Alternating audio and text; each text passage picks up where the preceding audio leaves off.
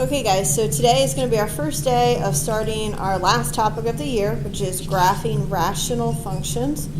Rational functions are what you've been adding, subtracting, simplifying, multiplying, dividing, all that stuff. So today we're going to actually start into the rules for how to graph. There's quite a few pieces to it because we're dealing with fractions. So you won't need a calculator. I just wanted to show you the parent function for a rational function is 1 divided by x. The most basic graph there can be for a rational function is 1 over x in a fraction. Remember, x is in the denominator. So if you see this graph, you can see how strange it looks. It comes here and comes here. These graphs have vertical asymptotes and horizontal asymptotes.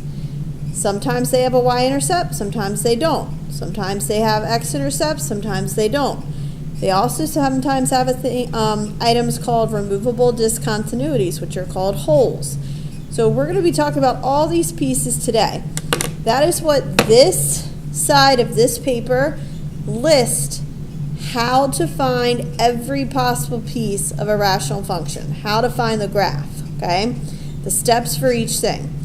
So for those type A people that like it all step by 1, step 2, step 3, that's on this side of the paper for you. This side on the paper though, we have one problem that we're going to show sequentially using this flow map. It's the same steps and rules on the other side. This is just kind of more of a visual aid. So for each time when you're finding each of these pieces to the graph, the steps can be found on the other side. This is for visual. And we did put some of the directions on here shorthanded, so you have both ways. So let's take a look. Okay, so here's our first rational function. Okay, clearly, if this is the parent, 1 over x, this is going to look a lot different. Okay, so there's a lot more pieces to it. So the first thing you always want to find is the horizontal asymptote. You're going to see me always writing it as HA, okay? For this, guys, there are 3 rules, okay? And this goes with the degree of the numerator versus denominator, okay? It goes with the degree versus numerator and denominator. Now, remember, degree is highest exponent. So if we take a look here, okay, the degree of this numerator is 1, because this x has an exponent of 1. The degree of the denominator is 2. You do not add exponents when it's in standard form to find the degree. This goes back to first semester. So this has the degree of 2. So if you notice, okay, let's turn back to our rules. Step 1, finding it. When the degree of the numerator is bigger, okay, and when we see this, when it's bigger, you can put a little arrow here. You're going to hear me say it. We say it's top heavy. Okay, top heavy. When you have a higher degree on the top than the bottom, there is no horizontal asymptote. Okay? And yes, these are rules that are going to get memorized the more graphs you do. Here, if the degree of the numerator is less than the degree of the denominator, so meaning the bottom's bigger, so we call it bottom heavy. Then the horizontal asymptote is automatically the x-axis. Okay, automatically x-axis. If the degree of the numerator and denominator are the same, then you divide the leading coefficients, okay? So I'll give you a little example here. Let's say, for instance, you have 4x to the third plus 2x over x to the third plus 1. See, the leading coefficient, going back to first semester, see, the degree of this is 3. The degree of this is 3. The LC, the leading coefficient, is the numbers in front. So this is 4, and then they're not going to put that. That's a 1. When you divide here, 4 divided by 1, this horizontal asymptote would be 4, okay? And we write it as y equals 4. So following those rules, let's again go back to the example on the back. So this is clearly bottom heavy, okay? Bottom heavy. Now according to our rules, when it is bottom heavy, the horizontal asymptote is y equals 0. So you're going to draw that as a dashed line. So first thing I'm going to write it in the box. So this is where my horizontal asymptote has to be y equals 0. And I'm going to draw it as a dashed line, so which is really the x-axis. Now remember, an asymptote is a line that the graph itself is going to approach but doesn't necessarily cross. Now a horizontal asymptote is a little trickier. It can cross it sometimes. It's a little special thing, but we don't have to worry about that. But vertical asymptote, it cannot. Alright, so that's our horizontal asymptote. Now let's do the y-intercept. Short and sweet for step 2, and again you can follow the list, but I also put it right here. Plug 0 for x. So everywhere there's an x here, I'm going to plug 0 in for x. So 0 minus 8 over 0 squared minus 6 times 0 minus 16. When you do this math, and you'll be expected without a calculator, you get negative 8 over negative 16, which is really 1/2. So then, guys, go ahead and plot the y-intercept of 1/2. Again, I know the graph should be a little bit bigger, but we'll just plot it right here. Okay, plot that point right there, between 0 and 1. Now let's talk about simplifying any polynomials you have. Okay, so we always suggest doing the horizontal asymptote first, then the y-intercept. Okay, so now, factored form of the polynomial. So let's go ahead and let's rewrite this original problem there. And you can see we can factor the bottom. Can't do anything to the top. So when we factor the bottom, it becomes that. And then we are going to simplify. When we simplify, these cancel each other out. Remember, it doesn't leave you with x plus 2. So I'm going to write the simplified version down here. It leaves me with 1 over x plus 2. Okay?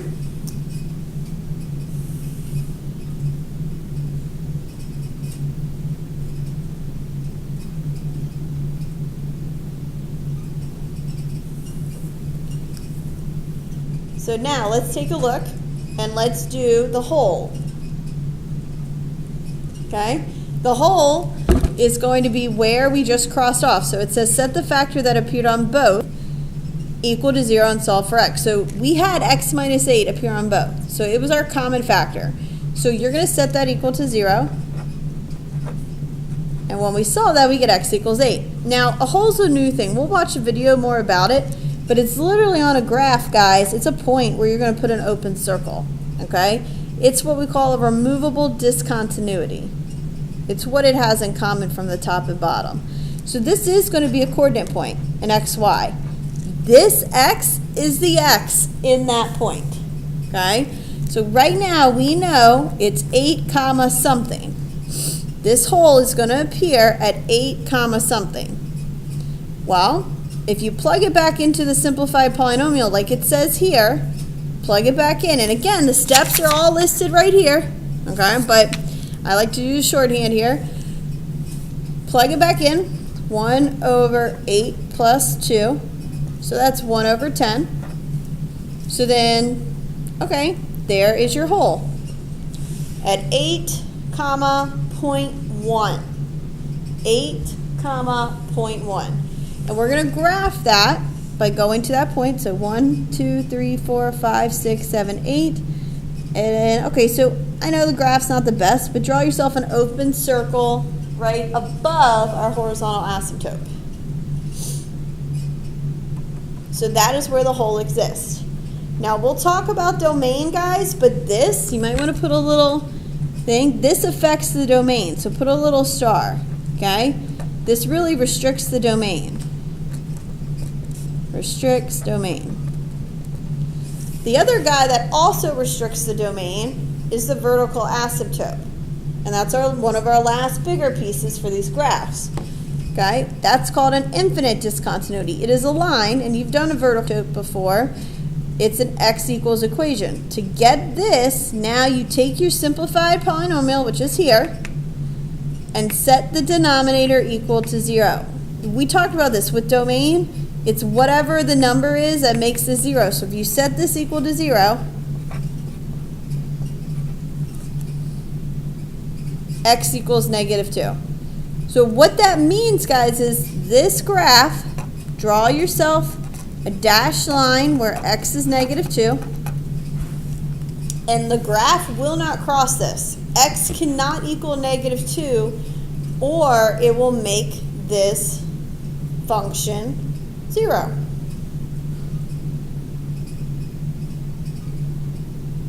Okay?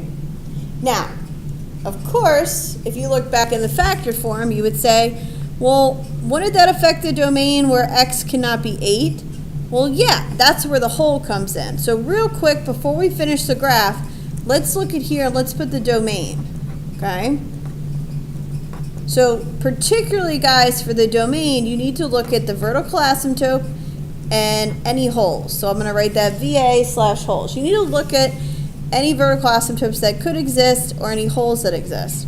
So in this case, our domain is going to be all real numbers except x cannot equal -2 and x cannot equal 8 because here is the hole.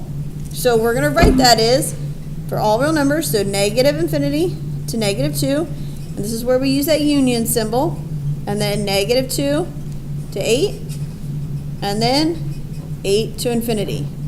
Now again, if you don't have a hole, you don't even have to worry about this 8, and you just have -2 to infinity. It depends. So the vertical asymptote and the holes really determine the domain, and we're going to practice finding that. And while we're at it, we can go ahead and find the range, guys, as well.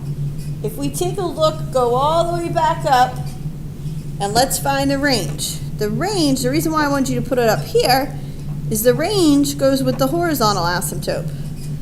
You can see here that y equals 0 is what we got, so our range is all real numbers except that number, except that asymptote.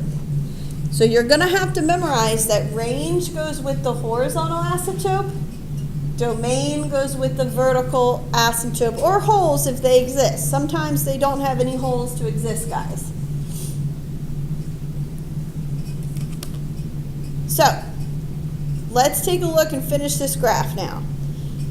2 points to plot. Well, the easiest way to do it, guys, is from your vertical asymptote. Look, pick an x on either side of the asymptote, and we're going to plug it in.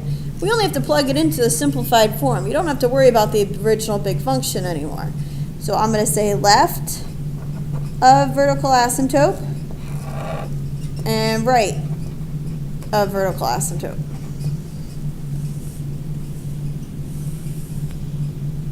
Okay, so our vertical asymptote was -2. So I am going to go ahead and substitute in -4. So I'm going to pick when x is -4, what do I get? I'm going to substitute it in right here, simplified form. So 1 over -4 plus 2 is 1 over -2. So I got -1/2. That is a coordinate point that you can plot. Okay, that is a coordinate point that you can plot. So let's plot that point. -4, now it's not a hole, so you're going to actually plot it as a solid point. So -4, so 1, 2, -1/2 is going to be about here. Okay. Now, right of the vertical asymptote. Okay, so I'm just going to pick, since the vertical asymptote was -2, I'm just going to pick -1. So again, our goal is to come up with this point. I'm going to plug -1 right into here, substitute it in. And I just got 1. So -1, 1. Okay, we can plot that point. So now, how does these graphs look? Well, in this case, guys, remember, the graph approaches the asymptotes. So you can see if we take the top corner here, this is going to come and go right on top of our horizontal asymptote through the points and approach the vertical asymptote. That's the first part of the graph. The second part of the graph has to go through this point. Cannot cross these asymptotes, so we are going to go towards it and turn around.